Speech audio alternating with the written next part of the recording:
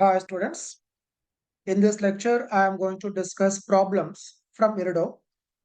Let us see first problem.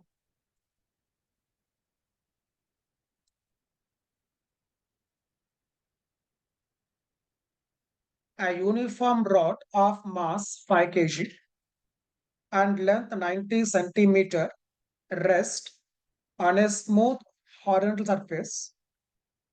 One of the ends of the rod is struck with the impulse J equal to 3 Newton second in a horizontal direction perpendicular to the rod. As a result, the rod obtains the momentum P equal to 3 Newton second. Find the force with which one half of the rod will act on the other in the process of motion. Now see carefully in this. It is a uniform rod, mass given, length given. Given surface is smooth and horizontal.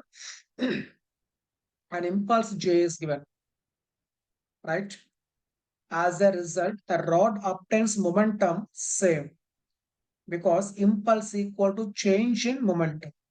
Okay, this is a net impulse given. Net impulse equal to change in momentum.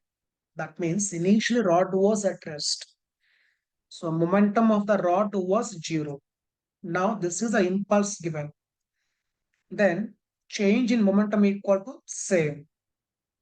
So change means final value minus initial value.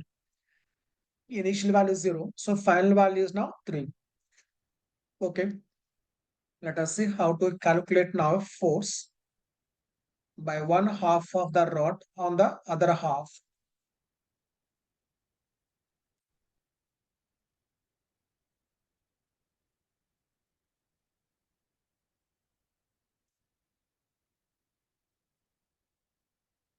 Let's see first of all the given data.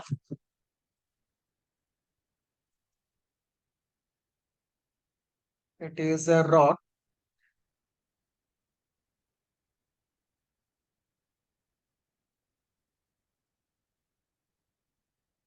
You can take a rod of mass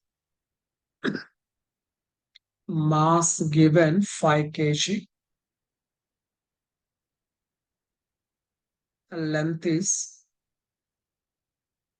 0.9 meter, converting into meters. One of the ends is struck with an impulse. Impulse is how much given? One of the ends. Assume that this board plane is now horizontal plane.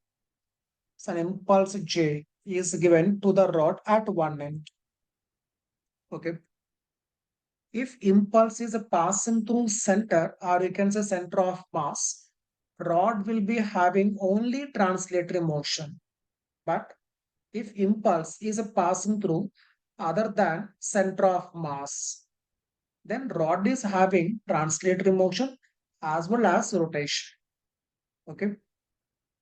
Now see what else we have to find here. It is a force by one half on other half. This J value is now given 3 Newton second. Right, now focus carefully. Impulse is given at one end normal to rod. So now rod is having translatory motion and rotation. Focus now only rotation. Then see what happens is, let us take force by this half part on this half part. Okay.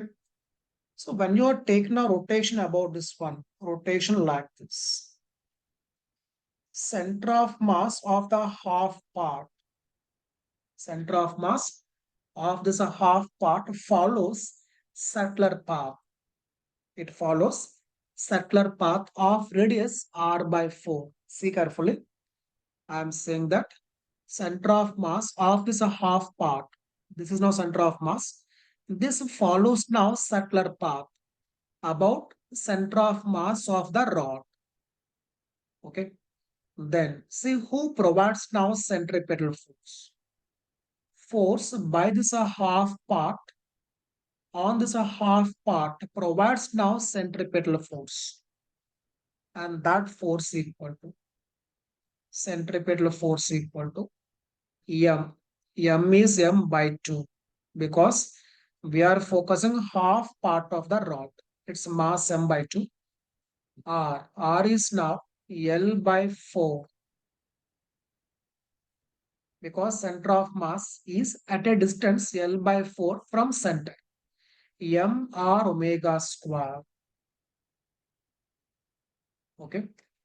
So now in this, if we know omega square value, then we can get force by one half part on other half part. Okay. Now to find omega value, I am taking now, see what is angular momentum about the center of mass. Okay. Because rod is having translatory motion and rotation about center of mass. So to find omega, I am focusing angular momentum about center of mass. That is equal to J into L by 2. J into L by 2. That is equal to, because about center of mass, this is L by 2. That is equal to I into omega, and I value M L square by 12 into omega, right? Now see calculation part. See in this L gets cancelled to 6 times. So omega equal to 6j upon ML. Okay. Check it once. Omega equal to 6j upon ml. Right. Now substitute that in this one. It is ml by 248. It is omega square. Omega square is now 36 j square upon m square l square. Okay. M L. M L. That is equal to so 4 here 9 times, here 2 times, 9 by 2 j square upon M L. Okay.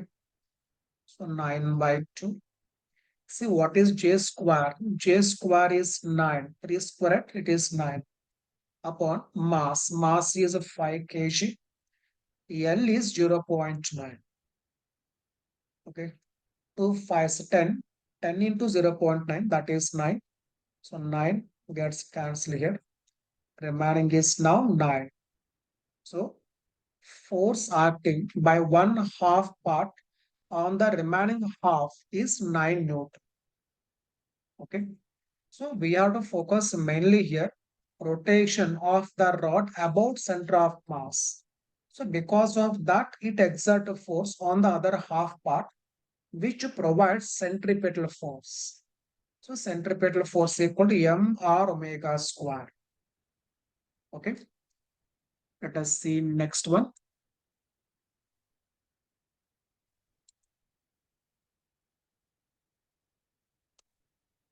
A uniform cylinder of radius r and mass m can rotate freely about a stationary horizontal axis O as shown. Okay. A thin cord of length L and mass m is wound on the cylinder in a single layer. Find the angular acceleration of the cylinder as a function of the length x of the hanging part of the cord. The wound part of the cord is supposed to have its center of gravity on the cylinder axis. Okay. So here what we can do is, as a ring, you can see the cord which is on the cylinder. This is taken just like a ring, right? Okay, now see what we have to calculate. We have to calculate angular acceleration of the cylinder as a function of the length x of the hanging part. Okay, let's see calculation part.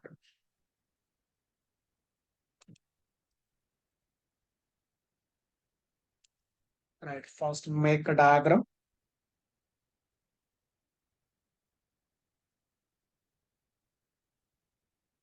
It is now cylinder which is now rotating fixed axis, about fixed axis. Now there is a chord.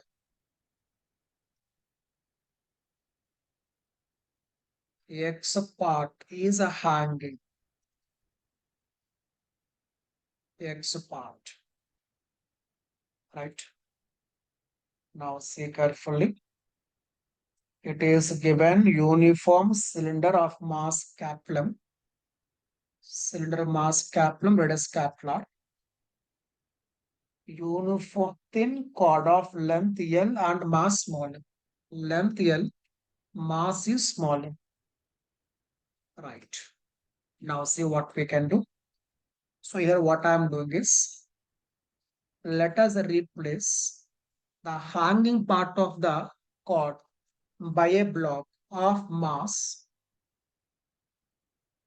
So this is taken as now.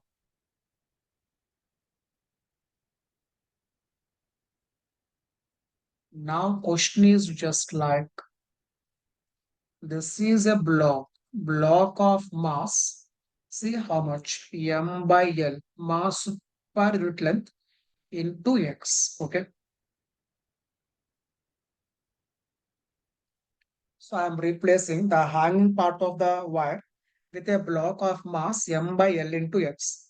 This is now massless string. Okay. Then you can see tension here, tension upwards. This block is having only translatory motion. So writing here translatory motion means force equation. That is its weight mg. M by L into X. That is mass into G, mg. Mg minus T is equal to Ma. Okay. Equation 1. Next.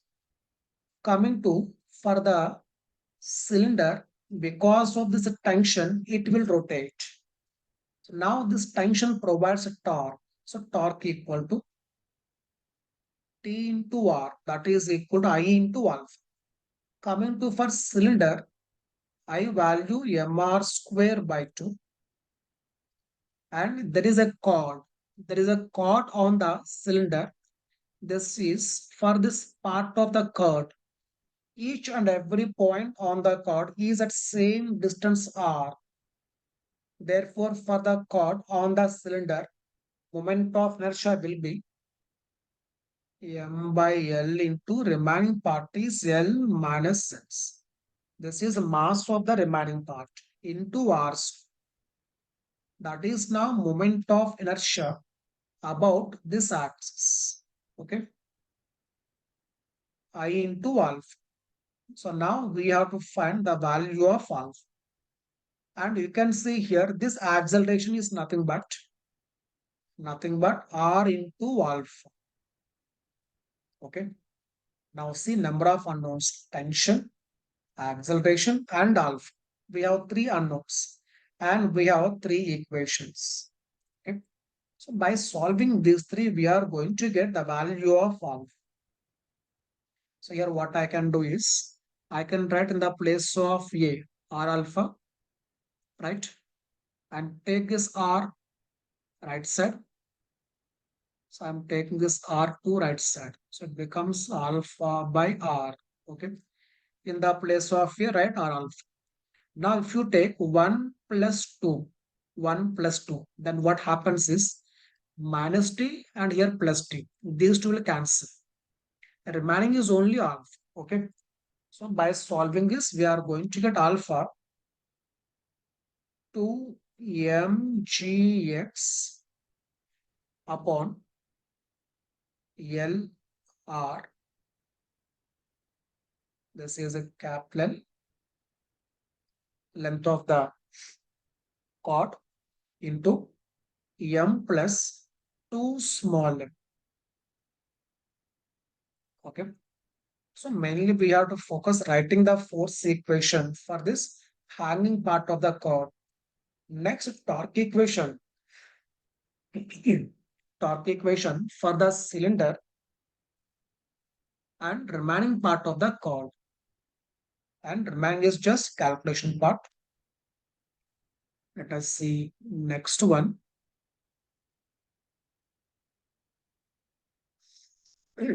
See the question given. A uniform solid cylinder of radius 15 centimeter rolls over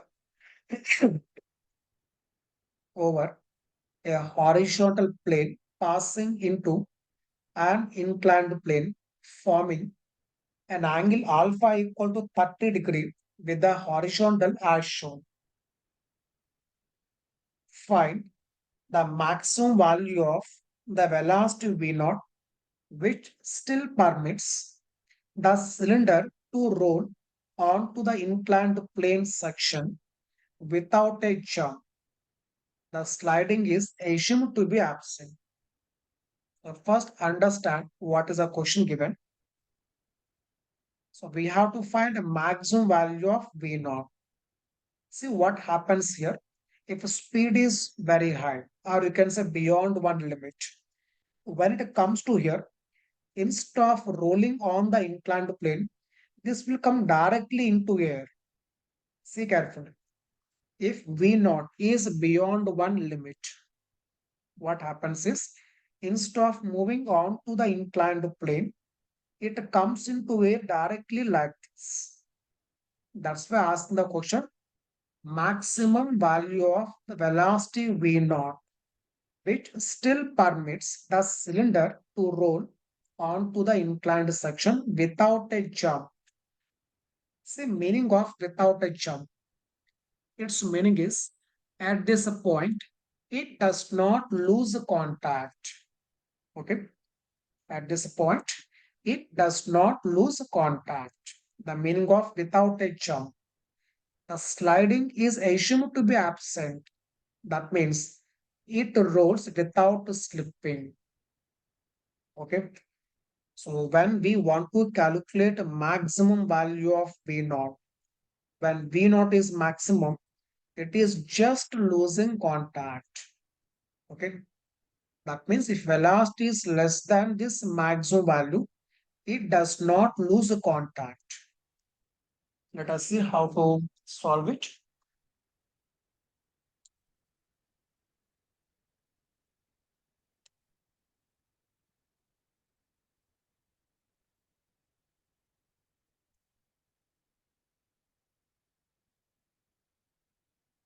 Right. First make a diagram.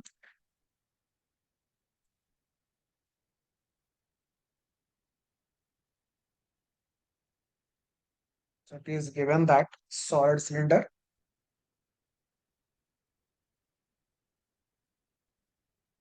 Now it forms one inclined section here like this.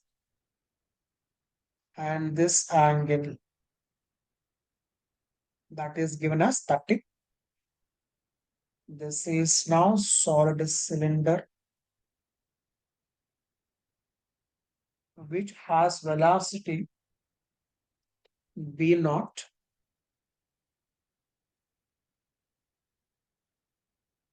Right. Now focus when this comes to this point. Now see what happens. So make diagram carefully here. It is now touching this point. Right. Okay. So condition is that it should not lose contact. Okay. Now see what will be its velocity. So first thing is that normal reaction will act normal to contact like this. and we are assuming that it should not lose the contact. Okay, normal reaction will be like this. And coming to Mg, it is always vertically downwards. It is always vertically downwards. Now its one component will be like this. That is now, if this is alpha, this is 130, right? It is mg cos 30, or if you take notation alpha, it is mg cos alpha. We can see now, while moving on this one, the center follows a subtler path, right? While moving on this one, center follows now a subtler path. Now see what is centripetal force.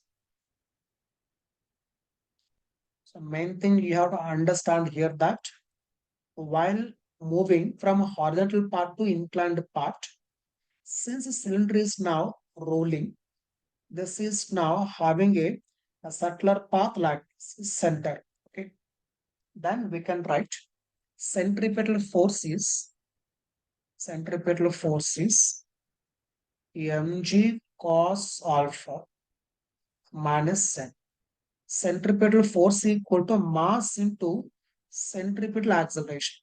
Let us take it as V, where V stands for speed of center of cylinder. Okay, so mv square by r, right?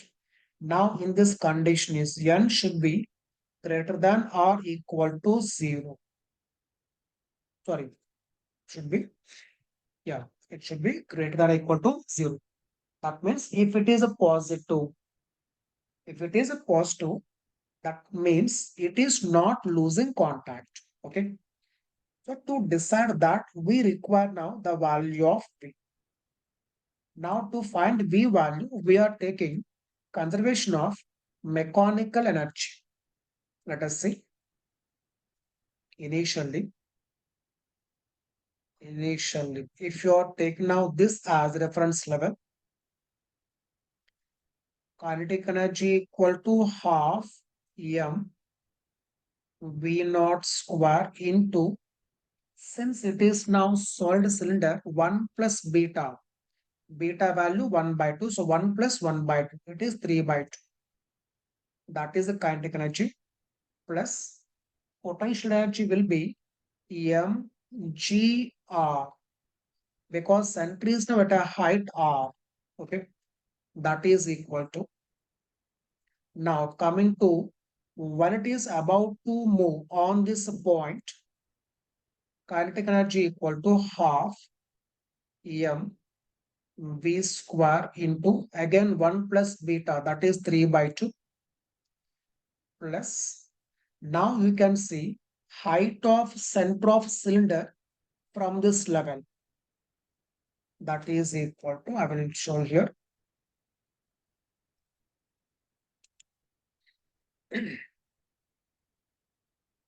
This is now height.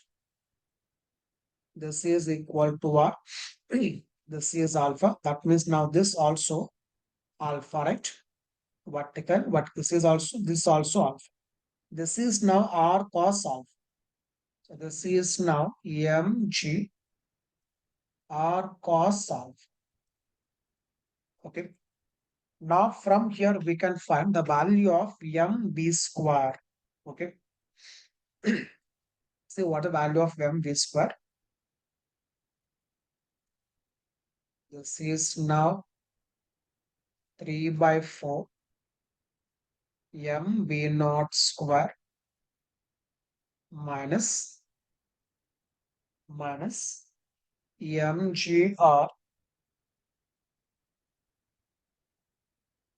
mgr into it is not minus plus, okay, plus mgr into 1 minus cos alpha,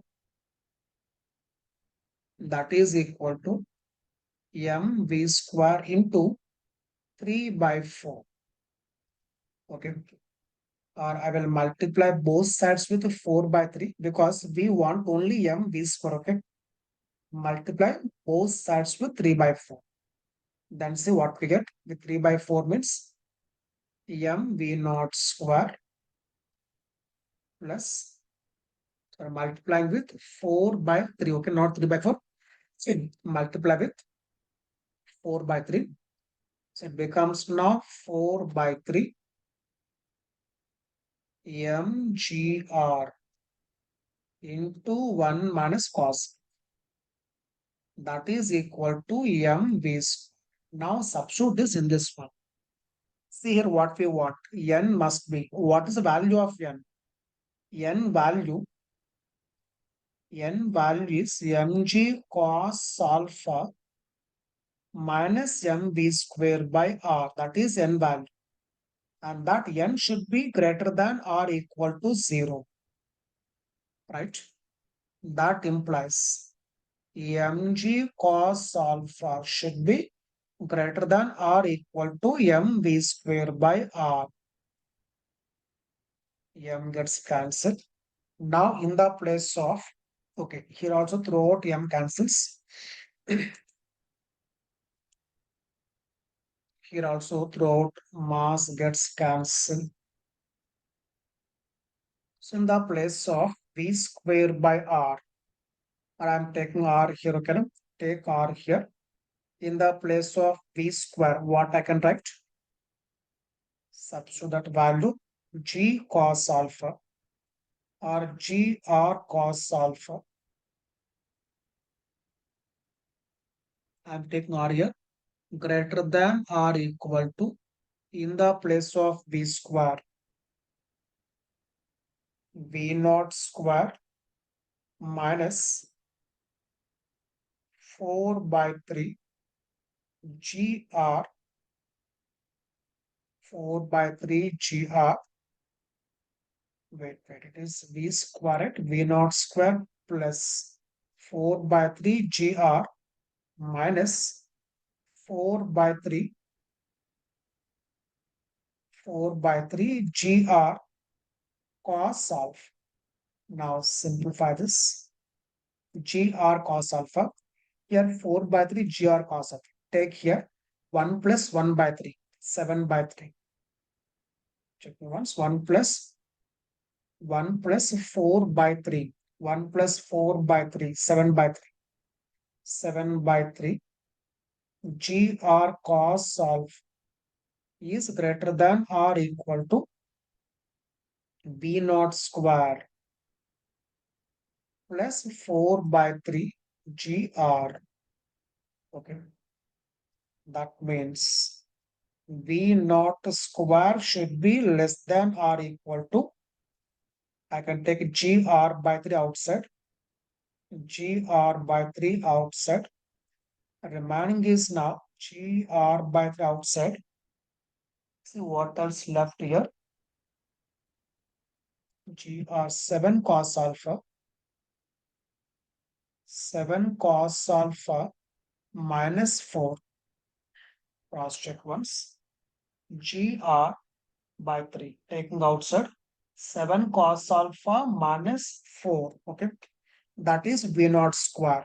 Then taking square root. Okay. Then we get v naught. It is less than or equal to. Means this will be the maximum value of v naught square. Okay. That is our final answer. Okay. So major thing is here, it should not lose a contact. Okay. That's why n should be either positive or equal to 0. Equal to 0 means it is limiting case, just losing. And that happens when v naught is equal to root of this value. That's why condition is here less than or equal to. Equal to means n value equal to 0. So one is a force equation, because here center of the disk follows settler path. Okay. Second is now energy equation. It is now rolling without slipping. And remain just calculation part.